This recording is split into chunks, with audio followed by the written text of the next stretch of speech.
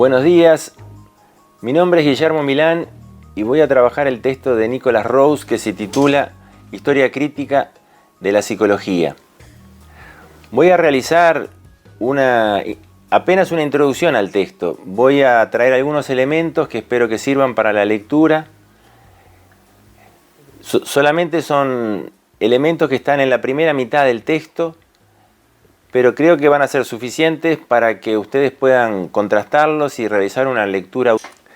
Y el texto comienza con una pregunta que se hace Nicholas Rose. ¿De qué manera debería hacerse la historia de la psicología? Y él, en la primera parte del texto, en las dos primeras páginas, él establece dos o tres cuestiones fundamentales.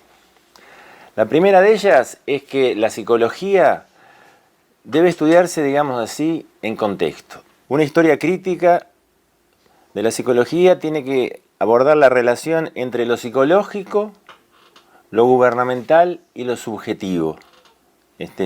O sea, no se puede pensar que la psicología va a producir un objeto inmanente, separado de su contexto.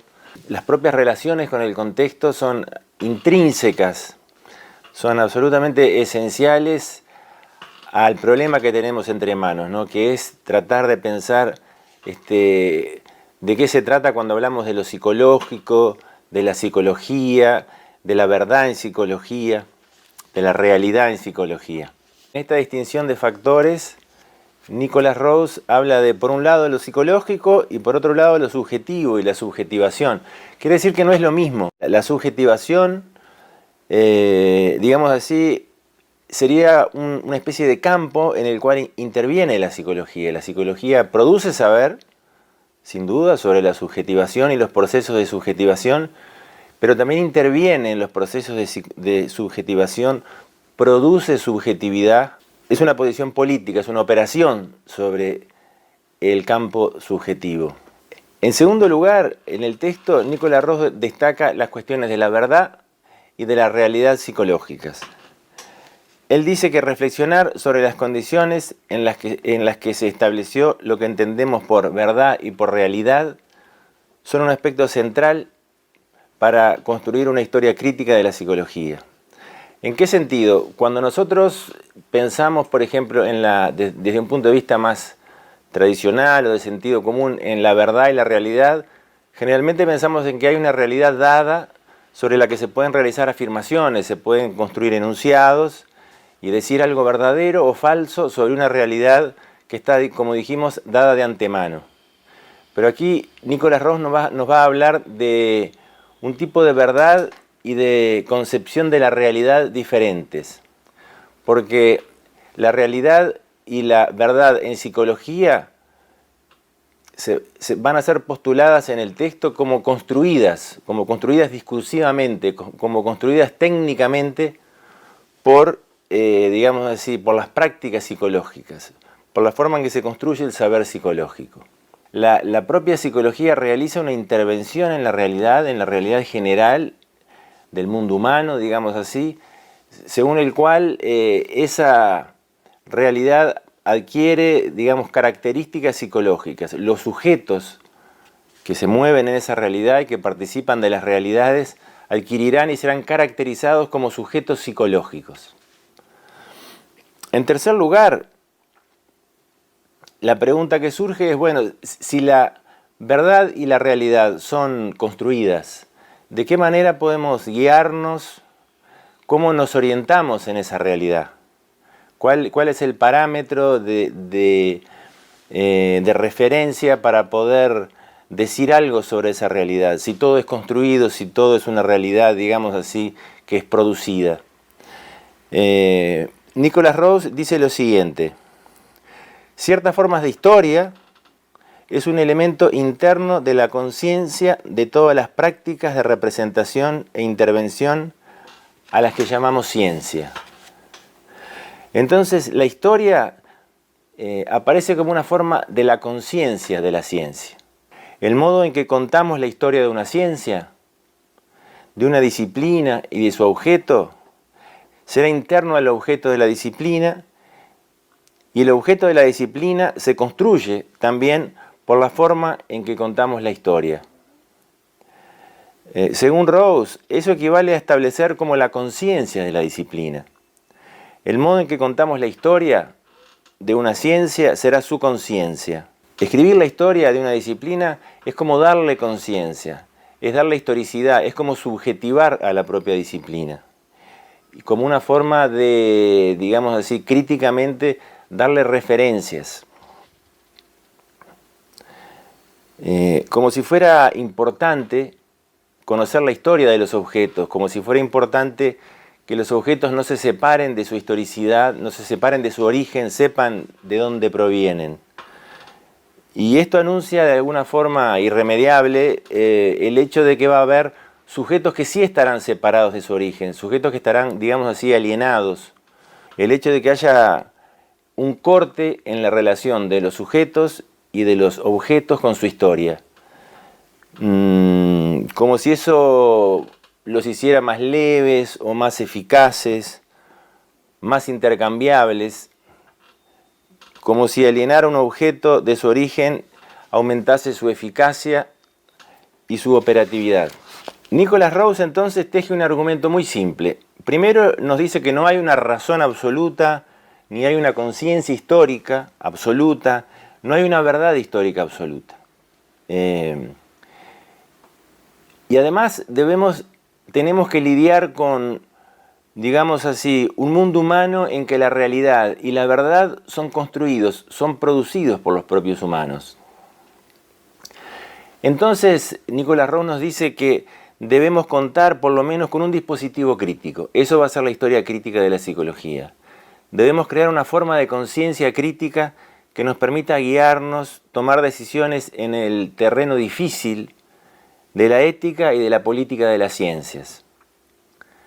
En el terreno del saber y del poder de las disciplinas. A continuación, Nicholas Rawls establece la diferencia entre historia recurrente e historia crítica. La historia recurrente corresponde a una cierta concepción de la disciplina, una concepción del objeto y de cómo se produce su avance o consolidación. Lo primero que hay que tener en cuenta es que si hay un discurso dominante, hay un discurso muy poderoso, digamos así, que es el discurso de la ciencia. Y de alguna forma contar la historia de ese discurso, de ese proceso de producción de conocimiento que llamamos ciencia, es algo que, digamos así, está afectado por el poder que tiene la ciencia. Cuenta una historia de la ciencia que le conviene a esa ciencia, que le conviene al discurso de la ciencia. La historia recurrente es una historia que consagra un pasado virtuoso, el pasado de la ciencia, el pasado virtuoso de la ciencia, una tradición autorizada por esa posición de poder de la ciencia, que está en continuidad y anticipa y prevé un presente, el presente que también sería virtuoso, el presente actual de la ciencia. El pasado autorizado, dice Rawls, se ordena en una secuencia más o menos continua que llevó al presente y lo previó. Una tradición virtuosa de la cual el presente es el heredero. Este tipo de relato que llamamos historia recurrente responde también a un fenómeno elemental del discurso. Si queremos producir o construir un objeto discursivo, un relato como la historia recurrente, hay que darle un fundamento, hay que justificarlo, hay que darle raíces. En este caso, digamos así, cuando se quiso legitimar y justificar el objeto de la psicología y a la propia disciplina psicológica, se escribió su historia recurrente. Se cuenta en términos de algunos individuos, los científicos que formaron parte, digamos así, del paradigma triunfante dentro de la disciplina. Se cuenta en términos también de los objetos que fueron privilegiados y que fueron construidos dentro de ese paradigma dominante. Y en un segundo plano quedarían las escuelas, las vertientes, los científicos que no habrían entrado, digamos así, en esa corriente principal. La historia recurrente también cuenta la historia de un objeto consolidado. Un objeto que se supone que existió siempre, un objeto natural, un objeto que concebimos como naturalizado, como que siempre habría existido en la misma forma. Un objeto entonces que estaría considerado como ahistórico o asocial, porque ya estaría dado de antemano, como si fuera el objeto, digamos así, o el ideal de objeto que nos hacemos de las ciencias naturales, un objeto que está dado de antemano. Ese es un elemento muy importante. La historia recurrente debe, como mínimo, tender a sustentar o a consolidar la historia interna de la ciencia. O sea, la historia de un objeto autoconsistente, un objeto que siempre habría existido. Y los otros elementos, los elementos externos al objeto de la ciencia, los elementos que serían sociales o económicos, permanecerían como en un segundo plano de importancia. Nicholas Rose afirma, voy a leer una cita: estas historias recurrentes son más que una ideología, desempeñan un papel constitutivo en la mayoría de los discursos científicos, porque usan el pasado para deslindar el régimen de verdad contemporáneo de una disciplina, y al hacerlo no solamente usan la historia para vigilar el presente, sino también para moldear el futuro. Aplicando criterios de inclusión y exclusión, dichas historias ejercen la función de gendarmes en las fronteras de la disciplina. Desempeñan su papel estableciendo una división entre lo que se puede decir y lo que no se puede decir, entre lo pensable y lo impensable. Ponen en vigencia lo que Foucault denominó régimen de verdad. Ahora voy a continuar con algunas referencias a la historia crítica. La primera afirmación que hace Rose en relación a la historia crítica es que es una historia crítica del presente. No es una historia legitimante del pasado, sino que es una historia crítica que parte del presente. El historiador se encuentra en el presente. Se encuentra afectado y se encuentra determinado por conflictos e intereses que son del presente y que lo afectan en la forma en que cuenta la historia. Una historia crítica es la que nos llama a reflexionar sobre nuestra naturaleza y nuestros límites, sobre las condiciones en las que se estableció lo que entendemos por verdad y por realidad. Igualmente tenemos que decir nuevamente que la historia crítica no está fuera del discurso, es una posición discursiva. Entonces, por más consciente y reflexiva que sea en torno a sus acciones, no está libre de las vicisitudes del discurso. Tal vez dentro de un tiempo revemos lo que hicimos y descubrimos que la propia posición crítica que sustentamos hoy es de cierto modo un poco recurrente. Y aquella historia recurrente que criticamos tenía un aspecto o un sesgo crítico que no habíamos captado antes. Como decíamos, todo historiador es sospechoso de hacer un poco de historia recurrente. Nunca estamos libres de producir elementos que pueden ser usados por otros como historia recurrente. Pero sobre todo, nunca estamos libres de marginar y descartar elementos que tienen una fuerza, un potencial crítico. Elementos que desde una posición marginal, desde un lugar tal vez que aún no ha podido contar su historia, elementos que por más desencaminados o inconsistentes que parezcan, pueden contener un cuestionamiento, pueden estar cuestionando cierta versión triunfante de la historia. El punto de partida de la historia crítica es el presente, la imagen actual de la disciplina, que el historiador conoce y de la cual posiblemente forma parte.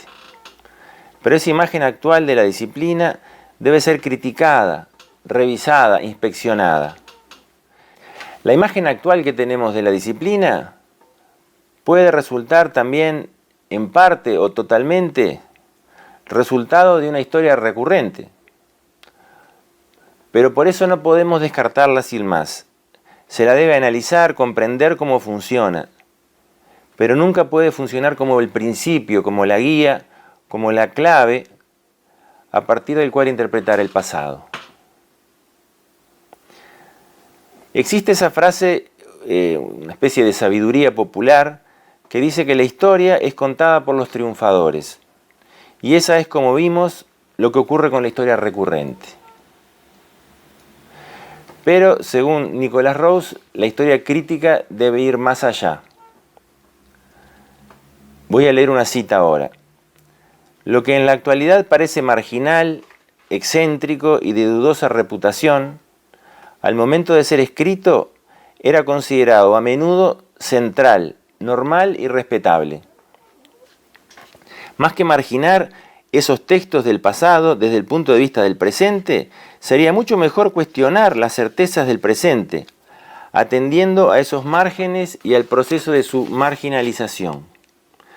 De hecho, cuando se las analiza de ese modo, las certezas aparentes de nuestra identidad disciplinar también comienzan a disiparse. De algún modo, Rose nos dice, por un lado, que también hay una historia de los derrotados, o una historia de los marginados, o una historia de los márgenes. ¿Por qué privilegiamos el estudio de algunos problemas y marginamos otros?